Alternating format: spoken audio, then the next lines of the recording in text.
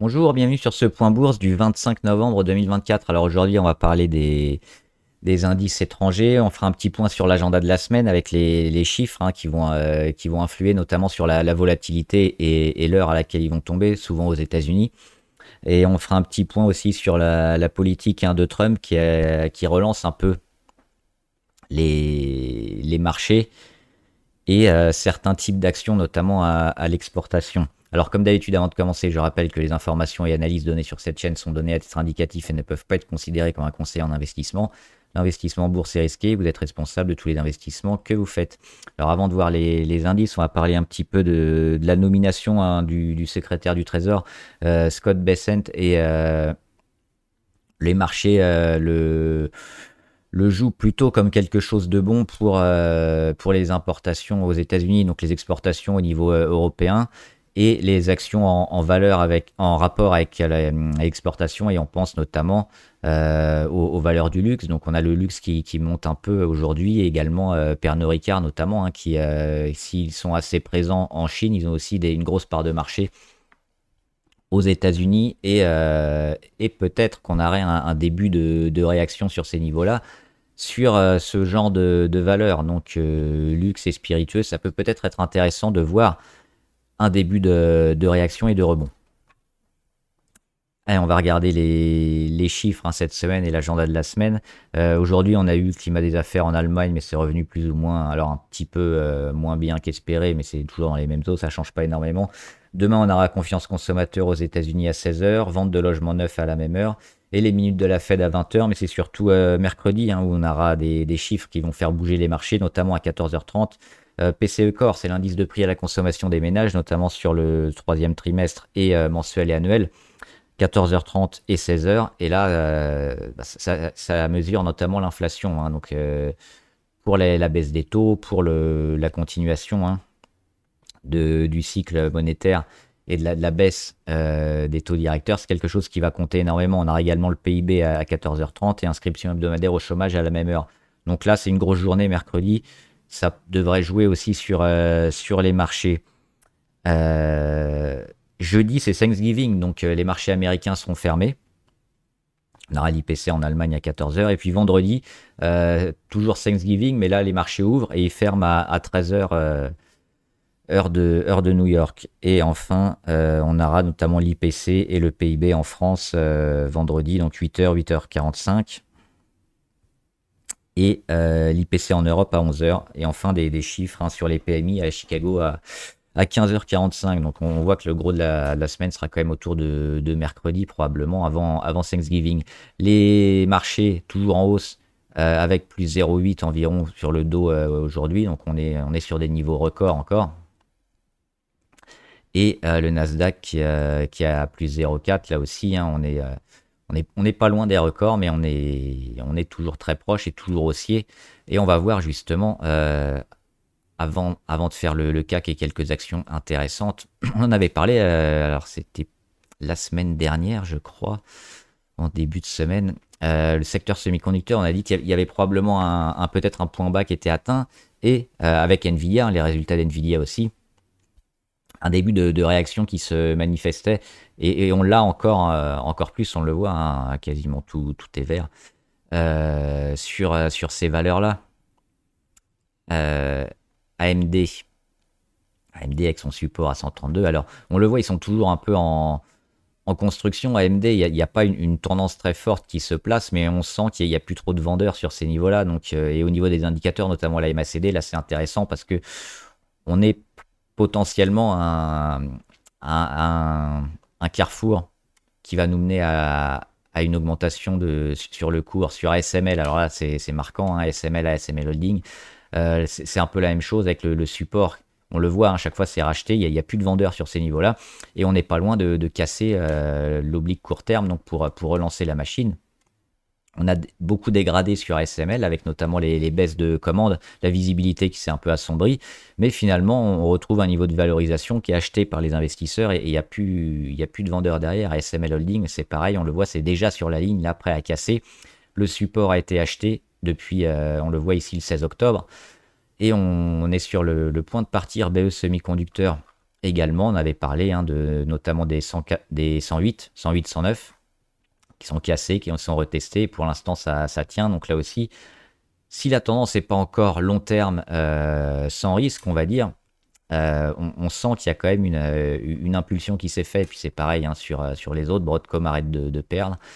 Intel, c'est plus spéculatif, Intel, mais pourquoi pas, il pourrait être racheté ou avoir certaines divisions rachetées. IBM, on est toujours en train de rebondir et on a déjà cassé l'oblique court terme là, la semaine dernière. Donc plutôt favorable aussi. Et puis même les valeurs qui ont un peu plus de mal, on le voit, c'est des rachats sur support, sur Memscap, sur Micron également, sur les 95.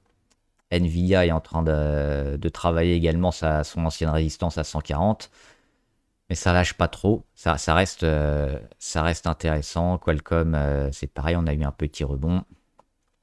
Et surtout Swatech en France, qui nous a fait un gros rebond. Alors il y avait une mèche haute, notamment le 21, mais derrière, on a confirmé. Alors là aussi, la tendance reste négative, mais on donne une impulsion. On va certainement rendre un peu dans quelques jours, mais peut-être le début de la construction pour enfin repartir et donc confirmer les plus bas ici. Sur Swatech et sur beaucoup de semi-conducteurs, STM également, qui a enfoncé un peu mais qui revient au-dessus aujourd'hui avec beaucoup de volume, comme d'habitude sur toutes ces valeurs-là. Et Taiwan Semiconductor, alors elle va plutôt bien. Elle résiste sur ces niveaux autour de 185. On voit qu'il y a une consolidation qui est en train de se faire, donc ça peut encore continuer un petit peu sur Taïwan. Mais si tous les semis repartent, on aura certainement aussi un beau rebond de Taiwan Semiconductor, peut-être acheter ici sur les 175. Au niveau du CAC, on fait pas grand-chose. Mais on était bien parti. On avait parlé des mèches basses qui nous indiquaient probablement le rachat. Et puis plus de vendeurs aussi. C'est pareil que sur le secteur semi, mais au plus global sur le CAC. Et là, on est en train d'attaquer la moyenne à 20. On ne l'a pas tenue. Mais on va le chercher. On voit les plus bas de plus en plus haut, les plus hauts de plus en plus haut aussi sur les 3 dernières séances. On est quasiment à une inversion de tendance. On l'aura peut-être demain si c'est confirmé. Pour moi, on peut peut-être maintenant jouer dès demain, peu avant la clôture, si on confirme les 7333 environ, jouer le début de la remontée du CAC et la fin d'année, donc pour un gros retour peut-être sur les 7007, 7008, ce serait peut-être un objectif pour la fin d'année. Je pense que ça se joue et qu'il y a beaucoup de valeur. On a parlé notamment de la nomination de Scott Bessent et donc du luxe qui pourrait en profiter. Et quand on sait que le luxe est énormément pondéré sur le CAC avec notamment LVMH, Hermès, Kering forcément, mais aussi L'Oréal, et que Total aussi est là et que le Brent est toujours relativement cher et qu'il n'y a pas une catastrophique baisse de la demande, ça devrait porter le CAC en ce mois de décembre. Donc dès demain, je pense que le CAC serait intéressant à acheter pour jouer la fin d'année.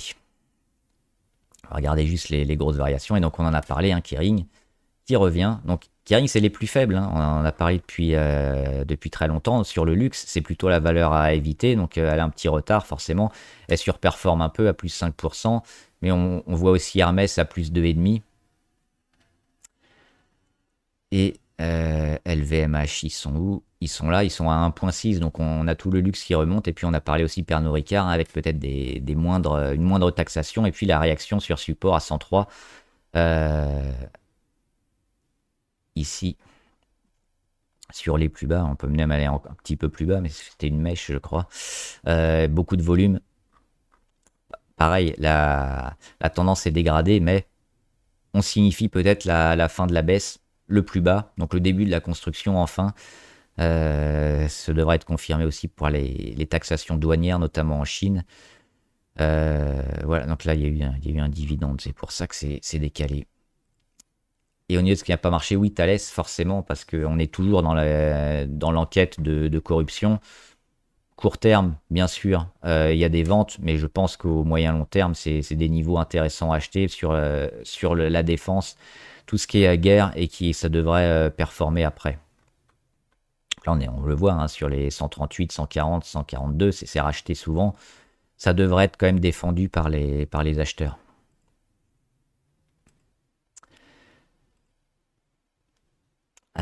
On va voir quelques valeurs, notamment. Alors, toujours très positif sur la FDJ, hein, si vous n'êtes pas dessus. Ça avait été encore une fois vendu un peu excessivement et on le voit derrière, c'est racheté. Ça avait été le cas aussi début octobre, elle avait fait pareil. Euh, Même ici, hein, au mois d'août. C'est toujours racheté parce que les fondamentaux sont super solides, la visibilité est là, tous les voyants sont au vert. On a eu les différentes étapes sur la Commission européenne avec l'amende, pas trop importante, donc oui. Et puis l'OPA récemment, alors il y a toujours des projets éventuels de taxation, mais ça va pas flinguer les comptes de la FDJ. Donc évidemment qu'il faut acheter la Française des Jeux, c'est une super valeur et qui pourrait peut-être rentrer au CAC, alors pas prochainement, mais en 2025, ce serait pas impossible parce elle pourrait continuer, hein, si elle continue sa progression au-delà des 40 et des 45, ça pourrait être intéressant de la voir un peu plus haut. Hermès, on a parlé notamment avec le luxe, hein. Moi, je suis toujours sur Hermès et je pense qu'avec cette nomination et puis peut-être des bonnes nouvelles plus tard hein, de la Chine, le luxe qui a un peu trop décoté et qui se retrouve sur des niveaux fondamentaux aussi intéressants. Privilégier les leaders, donc ce que j'ai fait hein, avec Hermès, qui dernièrement a des chiffres beaucoup plus intéressants que la plupart des autres acteurs du luxe. Ça s'achète. Pour moi, hein, là aussi, on n'est pas loin d'avoir un signal. On a le gap haussier, un nouveau petit gap. Et on verra ces prochains jours, mais on devient un peu plus confiant hein, sur tout le secteur luxe. Le Bitcoin, on va revoir d'autres actions en rapport avec le Bitcoin, mais le Bitcoin qui a frôlé les 100 000, qui a un peu été revendu après, mais tout ce qui est économie Bitcoin, moyen terme, c'est toujours positif. On l'a vu avec Marathon Digital, hein, qui avait un peu aussi chuté, mais qui est reparti très fort.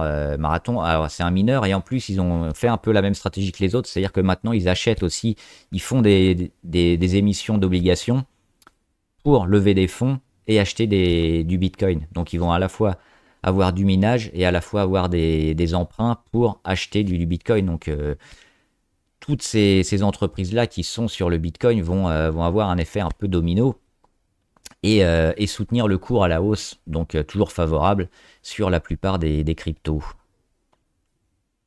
Moderna aussi qui fait enfin une belle journée, plus 9. Et on avait eu un petit espoir ici le 7 novembre hein, en venant casser la moyenne à 20. Là, on retente un peu. On casse aussi l'oblique long terme, court terme, enfin moyen terme. Ça date du mois de mai.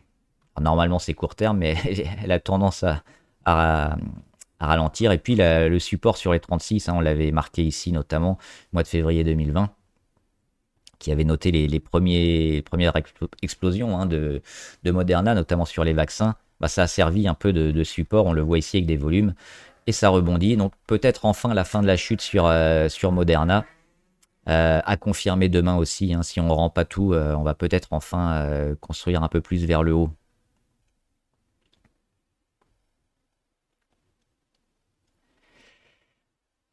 J'avais quelques autres valeurs.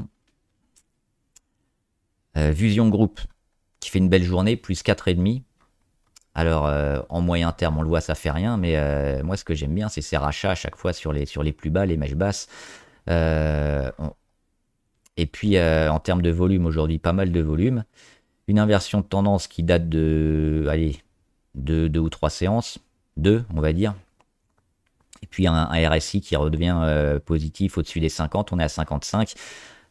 Toutes les moyennes rassemblées, ça aussi, c'est bon pour partir généralement très fort. Hein. On sait qu'il y a eu des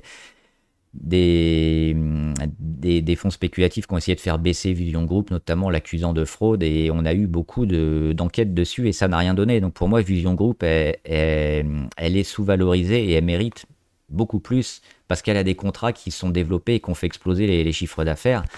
Donc aujourd'hui, si le cours est pas beaucoup plus haut que qu'on va dire les 200, c'est à cause des fonds spéculatifs, parce qu'avec les chiffres et les fondamentaux qui sont là, s'il n'y a pas de fraude, évidemment, le cours devrait être beaucoup plus haut. Donc pour moi, ça s'achète. Il y a un petit risque qui est écarté pour moi de la part de la direction en montrant un peu patte blanche et les chiffres, hein, notamment pour les enquêtes.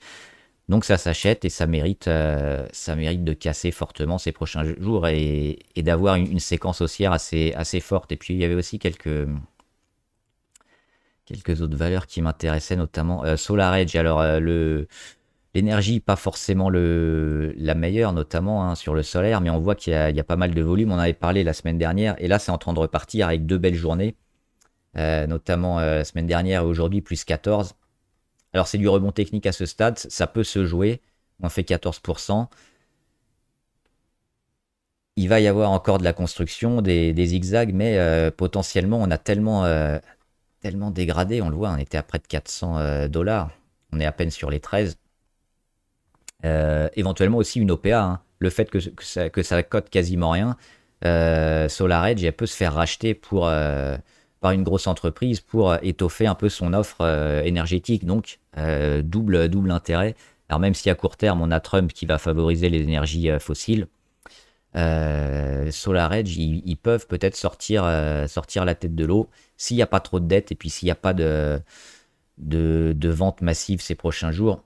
On est peut-être à la fois en spéculatif et en recovery sur ces valeurs-là.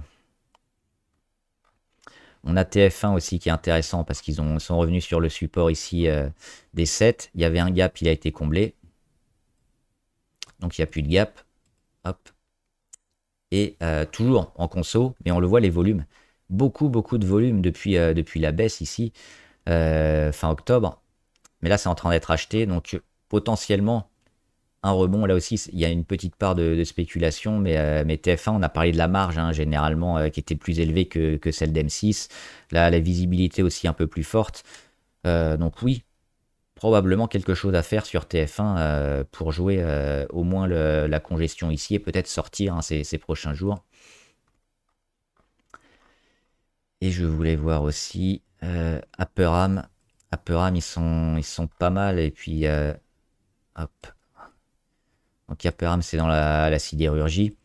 Ça peut aider aussi de Canary pour la relance un peu de la croissance et de la construction. Et on voit qu'on a déjà eu des pré-signaux, hein, notamment ici au mois de septembre, avec des tentatives de sortie sur une longue congestion. Échec sur une des résistances passées. On revient jouer un peu toutes les moyennes. On repart, on fait un nouvel échec. Mais derrière, bah, qu'est-ce qu'on rend? On rend pas tellement hein, pour le moment. On fait des petits gaps haussiers, donc c'est probablement quelque chose qui va faire ça. Comme ça, hop. Et puis à terme augmenter. Donc on a quand même des beaux signaux ici de retournement sur Aperam, mais éventuellement la sidérurgie, la construction. Donc c'est plutôt favorable aussi pour tous les marchés, tous les secteurs. Ça, c'est intéressant aussi à analyser et à mettre en perspective avec les autres valeurs du secteur qui ont aussi eu des belles envolées. On pense à Saint-Gobain, Serge Ferrari aussi qui a bien monté, qui a un peu rendu, mais on attend maintenant le vrai démarrage. Et puis les actions abonnées avec Assystem. Assystem, on est dans la phase ici toujours éventuellement d'accumulation. Alors beaucoup de volume aujourd'hui, mais ça n'a rien fait. Il faudra voir demain. C'est compliqué. Il faut acheter plutôt le bas et puis un début de réaction, même si sur les indicateurs, on peut jouer le très court terme pour rentrer maintenant, parce qu'on est dans une inversion de tendance, mais on voit quand même que la tendance est super dégradée. On n'est pas loin aussi des 30. C'est spéculatif et on attendra plutôt les plus prudents, hein, le retour au-dessus des 36. Leonardo, toujours favorable, on l'a dit, les valeurs guerre et défense sont à privilégier. Ça se paye peut-être un peu cher, on aura peut-être un retour hein, sur les 22, mais à long terme, c'est intéressant. Manitou, non. On a énormément baissé, on a fait ici un faux départ, on revient encore tester l'oblique. On a peut-être un support sur les 14 sur Manitou, mais pour l'instant, c'est compliqué, c'est pas encore reparti. Alors, on a des volumes intéressants qui pourraient, si on revient rapidement au-dessus des 17-18, arrêter la baisse, mais pour l'instant c'est compliqué. Median Technologies, on vient de casser il y a quelques jours, donc ça c'est un peu ennuyeux et ça met un peu, on le voit, le titre sous la moyenne à 200 depuis 3 jours, avec quelques volumes. Donc attention, alors on avait résisté ici au mois d'octobre, mais là ça fait la deuxième fois. Attention sur Median Technologies, hein, on risque d'aller peut-être combler le gap sur les deux. Moulin Vest, il n'y a pas grand-chose à faire, hein, alors on ne perd plus trop, mais la tendance elle est largement à la baisse. Il faudrait des volumes accompagnés d'une hausse, parce que là on a des volumes, mais ça fait rien du tout, donc à éviter. NU Holding, c'est plutôt favorable en trend following, hein. On achète plutôt les replis, et là on est sur un repli, donc un peu comme sur Adidas, hein, c'est plutôt à acheter pour suivre la tendance. L'or, on va parler de l'or je crois, une baisse aujourd'hui, mais rien de catastrophique, c'est des prises de profit, toujours favorables selon moi, hein, et pas que selon moi, selon tout le monde. Même si on construit un peu dans cette zone-là pendant quelques jours, c'est toujours plutôt haussier à moyen terme. The Blockchain Group, pareil avec les cryptos. Tout ce qui est économie crypto devrait bien s'en sortir, hein, à moyen terme, voire à long terme. Donc plutôt à acheter. On l'avait vu ici avec la cassure, hein, des 0,21, ça continue. Alors il va peut-être y avoir un peu de volatilité avec des ventes massives de Bitcoin, mais des rachats. Mais oui, là aussi, les mèches et puis les retours devront être achetés. Si on revient sur les 0,21 assez violemment et qu'on voit un début de réaction, il faudra acheter, je pense, même peut-être avant, hein, sur Blockchain Group, on le voit. On avait parlé ici de ce retournement qui était en train de se faire au mois de novembre, c'est bien parti. Et puis la volatilité aussi très forte, hein, parce qu'on fait du x2 assez rapidement. Worldline, c'est pas parti, hein. On avait une petite congestion, presque un départ, mais finalement ça revient. C'est toujours négatif sur Worldline. Ça va mettre du temps. Quand on voit une trajectoire comme ça qui met énormément de temps, c'est pareil pour repartir de l'avant. Il faut beaucoup de temps, donc plutôt à éviter, éventuellement pour du très court terme, mais pas terrible. Et Xpeng, toujours en pourparlers, hein, l'Union européenne et la Chine pour les droits de douane, notamment sur les véhicules électriques. C'est pour ça que les véhicules électriques ont du mal à exploser, parce qu'ils sont notamment énormément subventionnés. Et l'Europe trouve que c'est de la concurrence déloyale. Mais ils feront partie quand même des véhicules les plus vendus, je pense. Ils ont déjà lancé la dynamique. Et le fait qu'on n'est pas encore d'accord, c'est pour ça que ça baisse. Donc le jour où on a un accord peut-être un peu meilleur, les véhicules électriques chinois devraient repartir. Donc plutôt favorable aussi sur Xpeng. À court terme, on attend un peu les tractations, mais on voit qu'on rend finalement pas tout à chaque fois, hein. On était parti ici des 7, on explose sur les 13, on revient sur les 10, on explose sur les 15. Il y aura des rachats et puis on voit la phase un peu de retournement long terme qui est en train de se mettre en place. Donc oui, les consos, les retours sont plutôt à acheter sur les véhicules chinois. Voilà, j'espère que la vidéo vous a aidé.